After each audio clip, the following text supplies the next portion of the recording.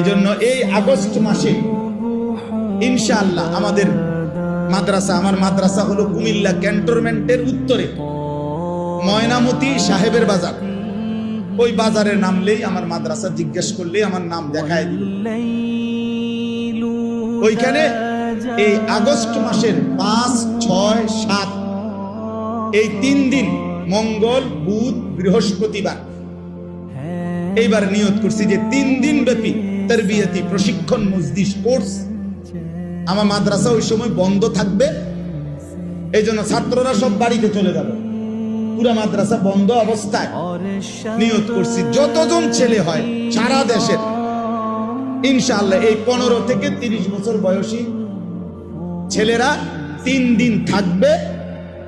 আগের দিন সোমবার 4 তারিখ মাগরিবের নামাজের আগে আগে এসে উপস্থিত হবে। মঙ্গলবার ফজরের